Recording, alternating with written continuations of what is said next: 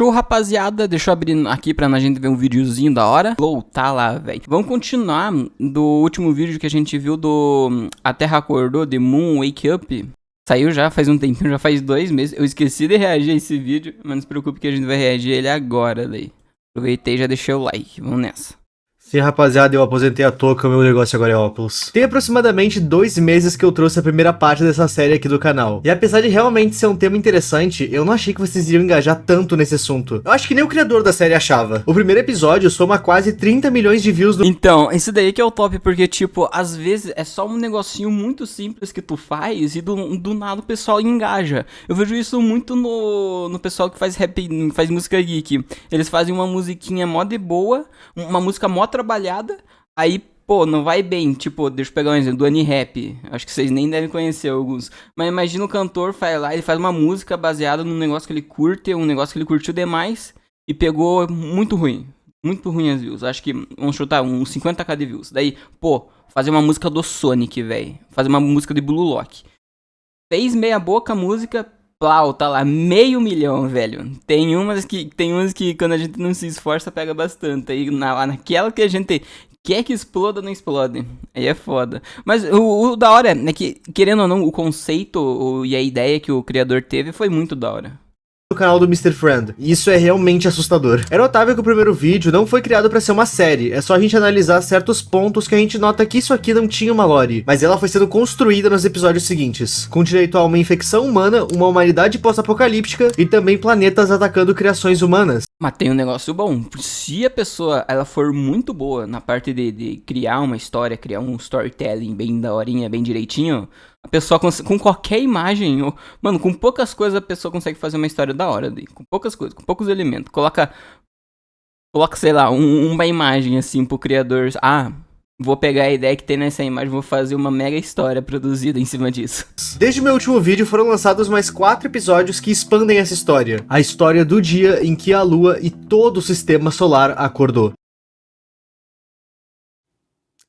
É assim que eu fico esperando a intro acabar pra continuar o vídeo. Antes que tu pense que tu precisa assistir a primeira parte pra entender essa, o que eu adoraria, tá quase com 1 milhão naquele vídeo, dá uma moral pra mim aí. Calma, eu vou recapitular tudo de importante aqui nesse vídeo. Em The Moon Wake Up, por algum motivo, a Lua e outros planetas do sistema solar acordaram, se mostrando criaturas no espaço com boca e fome. E essas criaturas aparentemente... E é bizarro demais, mano, tipo, dá um negócio meio de estranheza.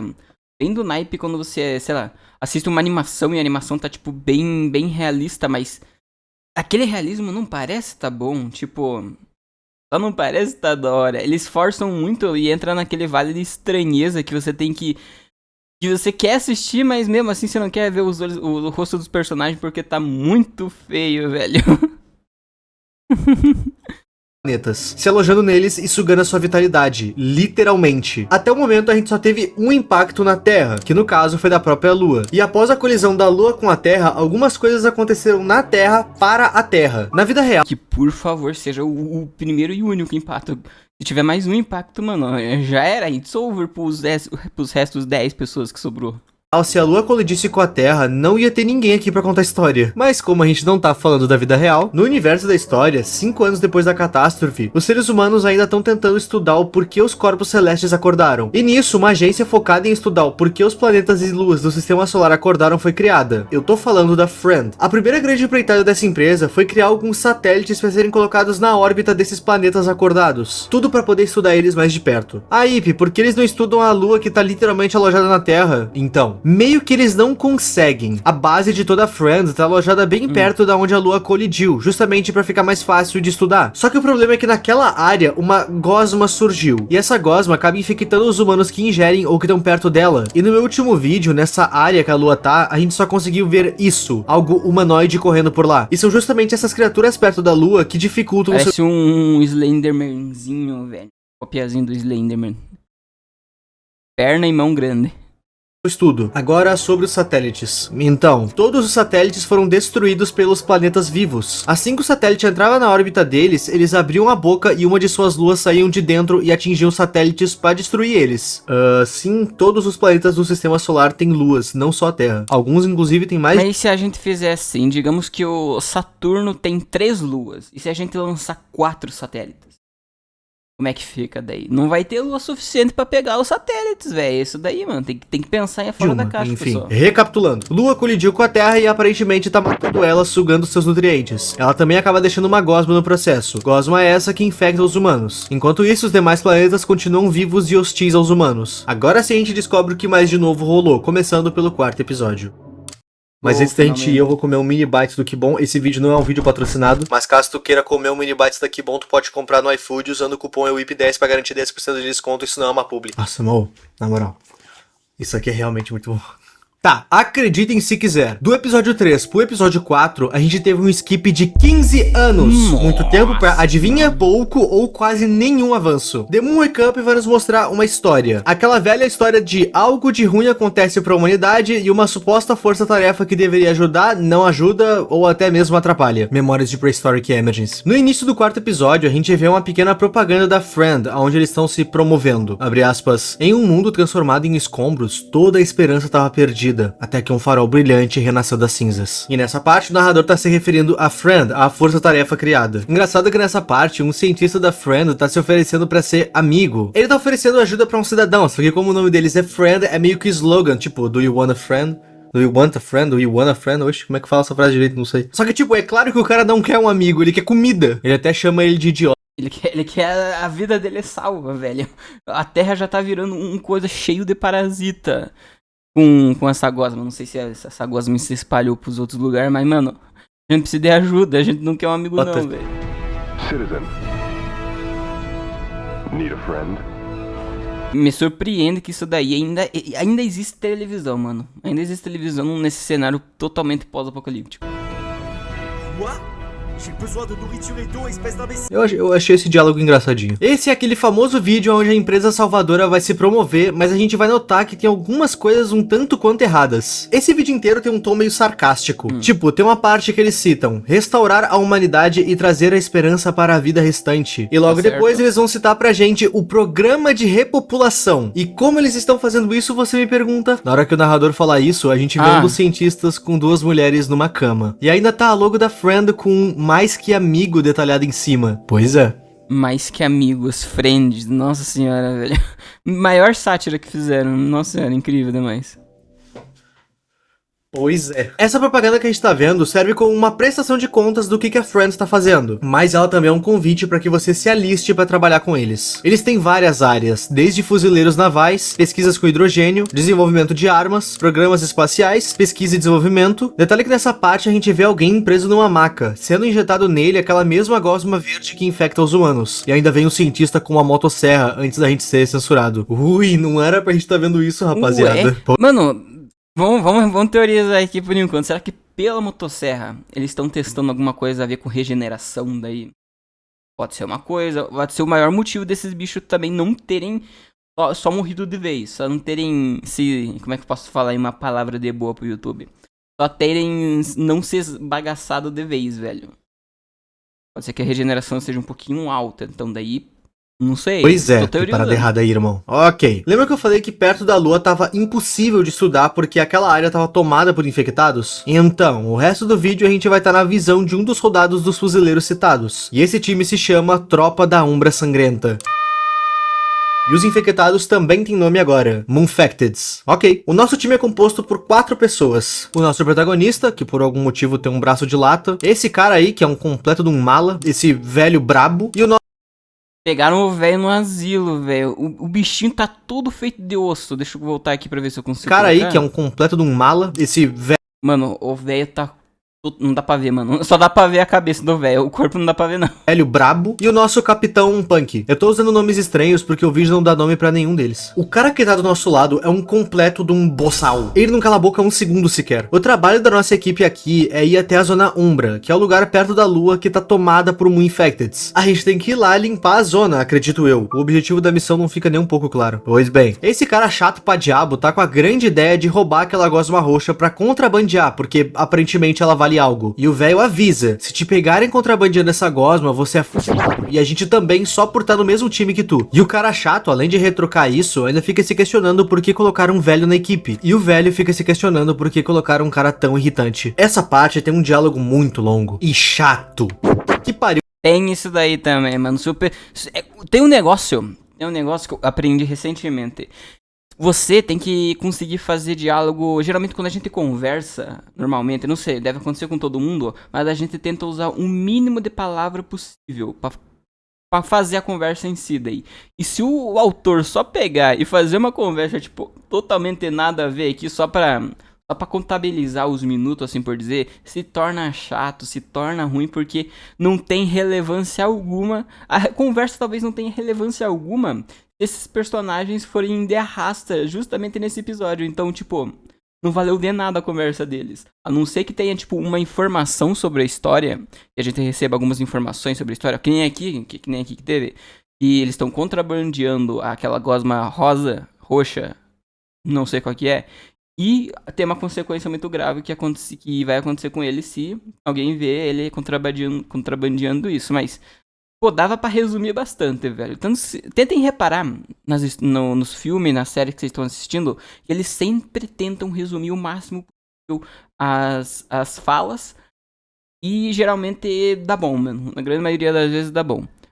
Mas querendo ou não, tem gente que faz esse daí de resumir as falas e a história fica totalmente corrida e só fica mais...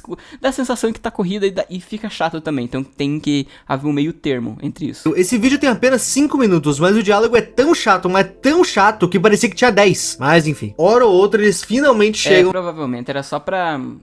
é só pra mostrar mesmo, mas dava pra ter colocado, tipo... pô, mano, se for 10 minutos só disso daqui, dava pra colocar resumidamente em 3 minutos, velho. Se você não conseguir fazer um diálogo de 10 minutos ou 5 minutos...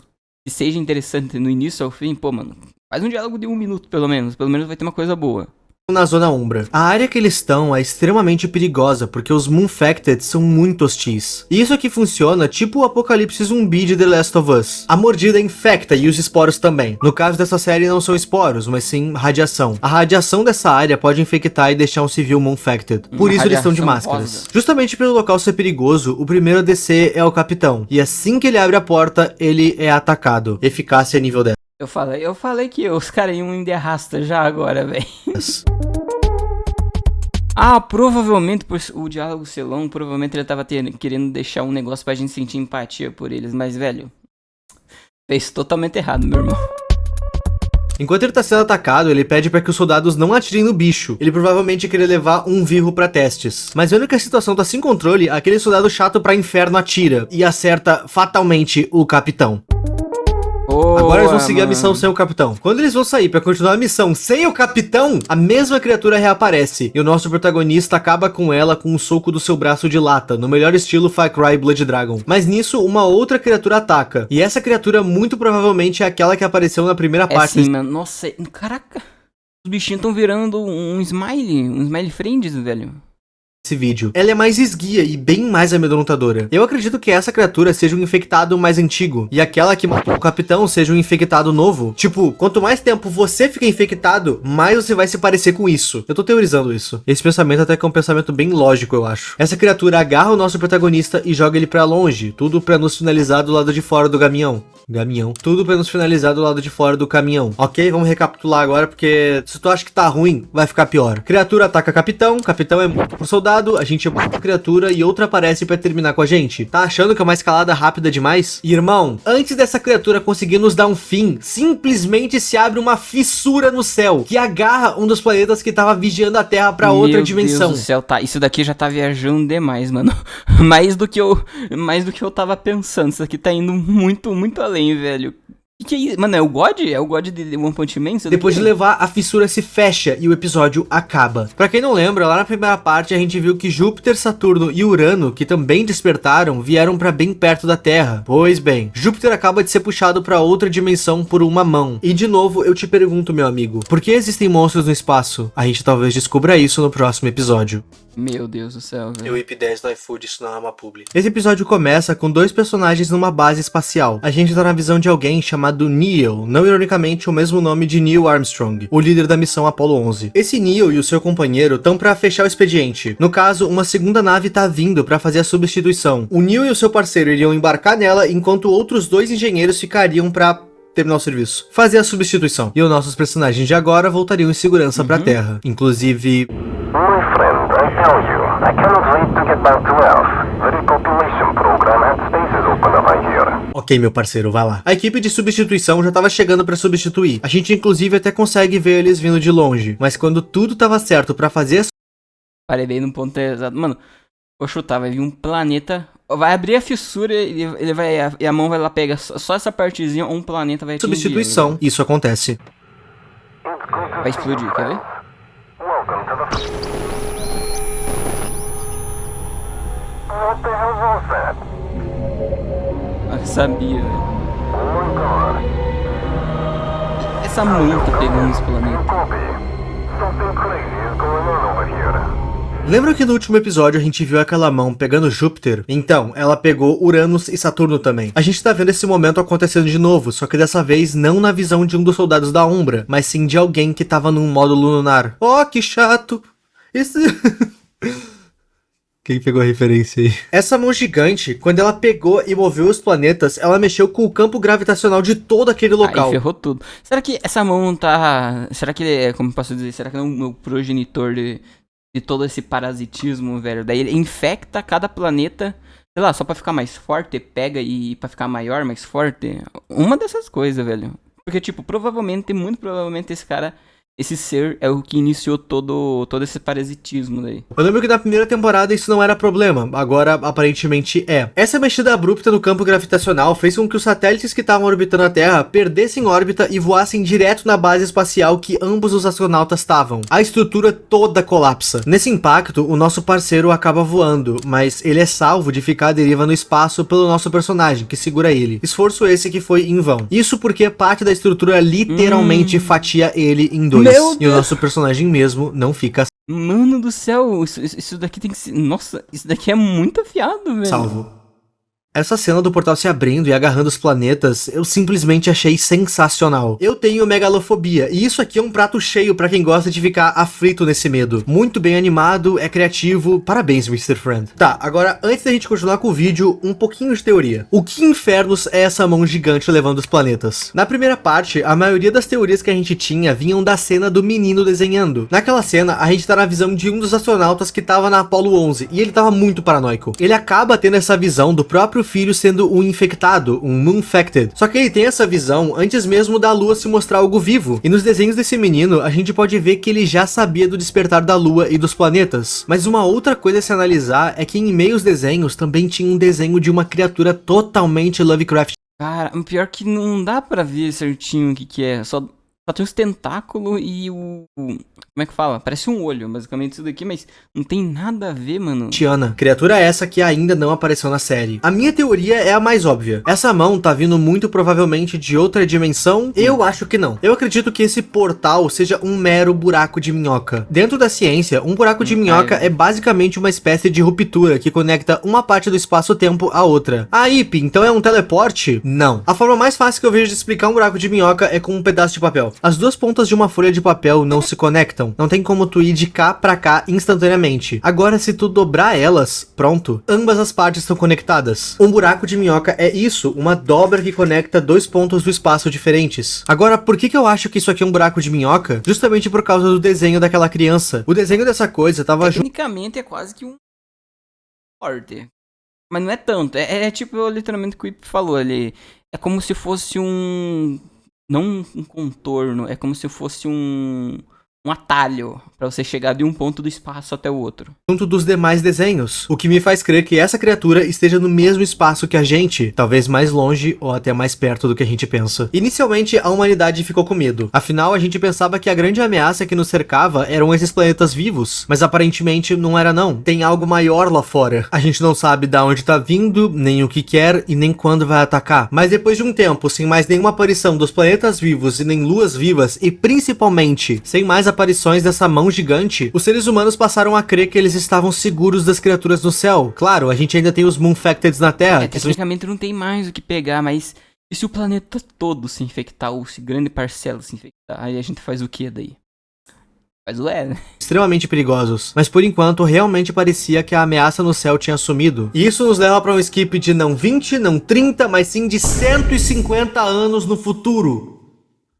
A humanidade Já tá ótimo pra humanidade já se reestruturar, mano. Se não fosse, mano, se fosse na China, um mês já tava totalmente reconstituído tudo a humanidade. E passei, velho. conseguiu evoluir, reconstruindo suas Aí, metrópoles e ó, aprendendo mas a não viver, é- tendo um literal satélite natural alojado na camada terrestre. Nesse futuro distópico, a Friend Industries se tornou uma grande potência no mercado tecnológico, medicinal e armamentista. E a Zona Umbra, aquele lugar que fica perto da Lua, onde tem os Moonfacteds, então, foi construído um muro em volta daquela área, Attack on proibida a Titan. entrada e saída de pessoal não autorizado. Somente os soldados da Umbra podem fazer isso, mesmo eles não sendo tão eficientes assim. Ok, 150 anos no futuro. Nesse futuro, a Friend Industries está tentando fazer super soldados. Soldados mesclados com armas. Braços de ferro que viram armas. Uma parada bem cyberpunk mesmo. Pois bem, nós estamos na visão de um homem que está sendo descongelado justamente para ser usado. Essa tecnologia vai ser testada nele. Isso porque, além do braço de ferro com armas, eles também vão fazer o teste com a gosma roxa da Lua. Tá, deixa eu explicar uma coisa. Nesse futuro, a Friend colocou uma base de extração na Lua. Simplesmente porque foi descoberto que a Lua é preenchida toda por essa gosma. E essa gosma simplesmente é o petróleo 2. Literalmente. Tudo fica mais eficiente. Sabe, mano, meio óbvio que eles iam fazer isso daqui, mano. Ou iam usar esse negócio como arma, ou iam usar como um petróleo 2, velho. Não é possível. De se E os fabricar. caras não aprendem, né? Eles estão pegando isso daí e a chance de dar merda, a chance de acontecer uma merda grande demais, é uma chance muito alta. E funciona melhor quando se usa esse novo petróleo, desde a fabricação de itens para higiene até combustível de naves e ônibus espaciais. Pois Pô, é, mano, essa imagina se alguém se infecta escovando os dentes. Não, velho, esse daqui já passou de todos os limites. Não tem gosma como. roxa era o que tava infectando geral, era o que tava deixando todo mundo moonfacted. Agora eles estão usando essa substância de matéria-prima, e pior, eles estão botando isso em pessoas e ainda dando braços de ferro com esse poder destrutível. Potencial pra dar errado tá bem alto. O episódio 6 começa nos mostrando um pouco dos avanços da Friend. Por exemplo, Saturno foi embora. O seu campo gravitacional era muito forte e ele evitava que a gente fosse atingido por esteroides. Esteroides não, asteroides. Até por isso que ele tem anéis. Pois bem, sem o seu campo gravitacional, tá sempre voando pedrinha na Terra e nas bases espaciais. Pra driblar isso, a Friend criou o PIU, ou Pulse Energy Weapon, ou arma de energia de pulso. Em inglês tudo soa melhor. No caso, isso aqui é um canhão que destrói os asteroides antes que eles atinjam algo. Só que a gente pode ver no próprio vídeo de propaganda que essa contramedida não é tão eficaz assim. Afinal, ela só ataca o asteroide quando ele tá muito perto. Como é que eles aprovaram essa propaganda aqui, velho? Aprovaram a propaganda que literalmente deu tudo errado. Troços voam e destroem a nave mesmo assim. Uma outra grande coisa que a Friend descobriu foi uma fissura no espaço. Lembra daquela abertura que se abriu no céu e saiu uma mão gigante? A Friend encontrou uma dessas fissuras, e ela aparentemente tá fechada, mas ainda assim cuidar nunca é demais. Para isso foi construído um ponto de referência no meio do espaço bem discreto, avisando que o portão está ativo. E de fato está. Isso porque no episódio 6 a gente vai finalmente descobrir o que tem do outro lado. Uma missão chamada Star Goose foi iniciada, onde algumas naves tripuladas iriam entrar dentro do portal que eles encontraram. E a gente tá na visão de mais um astronauta não identificado. E tanto a gente quanto o nosso parceiro vai passar pro outro lado, junto de outras naves também tripuladas. No caso, a missão Star Goose contava com mais de uma nave. Uma coisa interessante que o nosso piloto comenta nessa parte é que ele acha que deveria ter tido um estudo um pouco maior antes de mandar astronautas entrarem lá dentro. Segundo ele, essa pressa em entrar lá dentro é pressão da mídia. A mídia quer ter alguém pra intitular como o explorador pioneiro. E nisso eu fiquei pensando numa coisa. A série não se aprofunda se existe algum conflito bélico rolando na Terra agora ou não. Mas essa pressão de mandar uma nave tripulada pra um buraco no... Ah, mano, pô. Coisa é pra mandar quando tiverem pronto, mano. Que se dane a mídia. Mandem quando tiver de boa. Aí acontece uma coisa errada, coloca uma culpa nos caras daí. céu, sem saber se as pessoas voltariam vivas, isso me remete à propaganda. Se vender como potência, nós mandamos astronautas para o portão interdimensional. E propaganda remete ao quê? Guerra Fria. Talvez eu esteja indo longe demais, mas pelo menos é o que parece. Enfim, as naves se alinham, o portal é aberto e eles entram lá dentro. O top é que esse cara aqui, o Mr. Friend, acho que é o nome do criador, mano, ele consegue fazer umas coisas até que bem da hora mesmo, mas quando a questão é diálogo, o cara não consegue, mano, não consegue. Pelo menos pelo Whip, ele falou, acho que daquele vídeo de 5 minutos, não foi tão bem assim. Mas em questão de mistério, o cara tá indo bem, velho.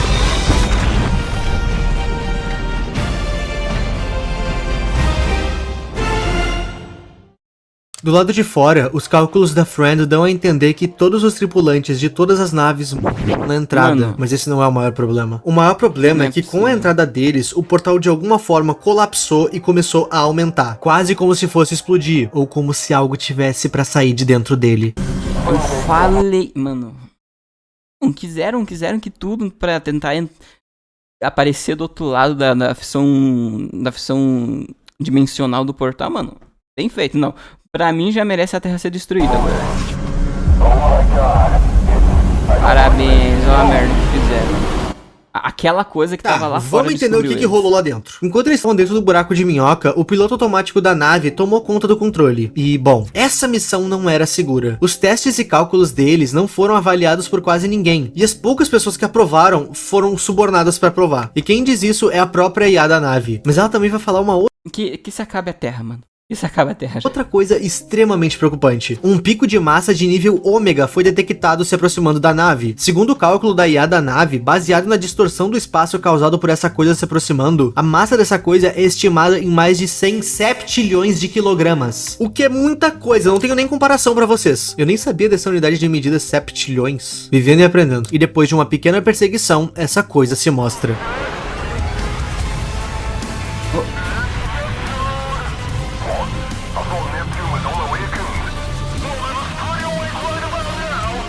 Simplesmente Netuno, que era um dos planetas que foi levado por aquela mão, tava perseguindo as naves dentro do buraco Meu de Deus, ele tá se minhoca. E ele perseguindo consegue muito rápido, comer mano. uma das naves. E quando era a vez dele engolir a nave dos nossos personagens, bem a tempo eles chegam do outro lado. E o bagulho é pesado.